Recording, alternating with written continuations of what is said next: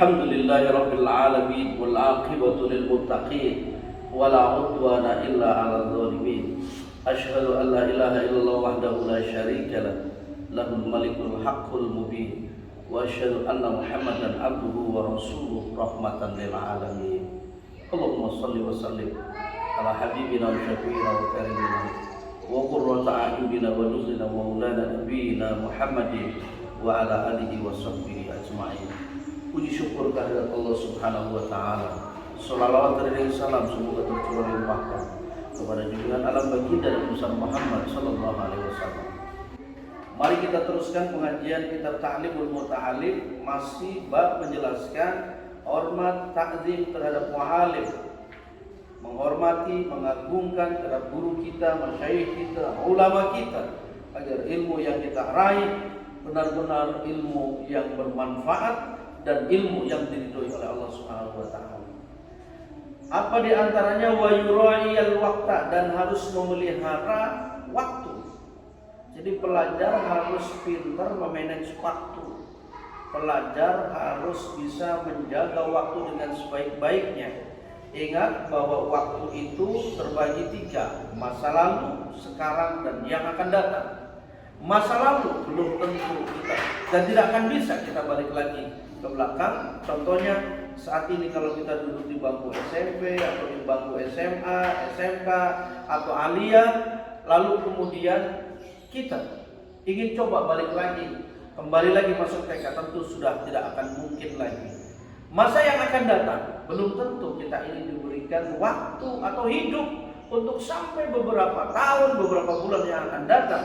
Jangankan beberapa bulan, jangankan beberapa tahun, untuk bisa bertahan esok pun tidak ada yang tahu. Mampukah kita bertahan hidup?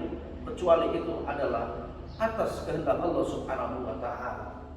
Maka kemudian jadi pelajar, jadi santri, ya, jadi penuntut ilmu, pastikan bahwa waktu sekarang ini dilakukannya dengan sebaik-baiknya, digunakan dengan sebaik-baiknya, karena sekarang yang kita kerjakan akan menentukan kita di masa yang akan datang. Malah wa yura'iyal waqta, dan harus memelihara waktu. Wala yaduqqal baba, dan ini etika, sopan santun.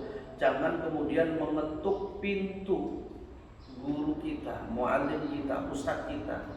Jangan sampai kemudian kita bersilaturahim, berkunjung, mendatangi guru kita, muallim kita, masyayikh kita, ulama kita, lalu kemudian ketuk pintu seperti orang yang sedang marah, tok tok tok tok tok tok tok tok tok tok tok, terus menerus, sehingga kemudian membuat muallim kita, guru kita, membuat masyayikh kita ini terganggu.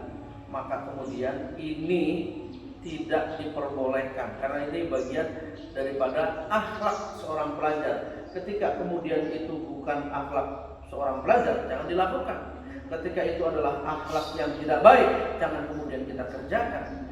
Bal yasbiro, akan tetapi harus sabar. Kita harus sabar kalau kita berkunjung ke muallim kita, ke kiai, ulama, yang sudah kita duduk nunggu beliau itu keluar, hatta sehingga yahruju, hatta sehingga apa saudara, hatta sehingga yahruja, keluar muallim itu. Jadi jangan sampai kemudian tok tok tok tok tok tok tok. Nah ini tidak ada akhlaknya bila hal seperti itu dilakukan bagi seorang santri, seorang pelajar. Maka yang baik adalah hatta yasbir, sehingga dia sabar. Sabar sampai kapan nih? Hatta yahruja, hingga ia keluar, muallim itu keluar, guru itu keluar, kiai itu keluar. Falhasilu, maka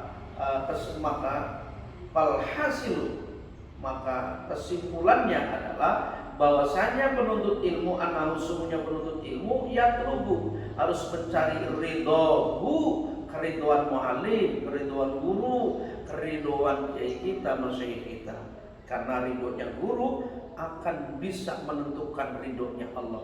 Bila guru yang menyampaikan ilmu kepada kita tidak ridho, bila guru yang menyampaikan ilmu kepada kita ini ada kebencian karena sebab pulangnya, maka ridhonya Allah akan terhalang oleh diri kita sendiri. Kenapa? Karena kita yang membuat ulah, sehingga kemudian Allah tidak ridho karena sebab tidak ridhonya guru. Maka bagaimana caranya seorang pelajar, santri, penuntut ilmu untuk selalu senantiasa mengasah otaknya, bagaimana caranya supaya setiap saat gurunya ridho terhadapnya. Maka bila itu sudah ada pada diri seorang santri, insya Allah akan diridhoi oleh Allah atau Allah akan ridho kepada kita.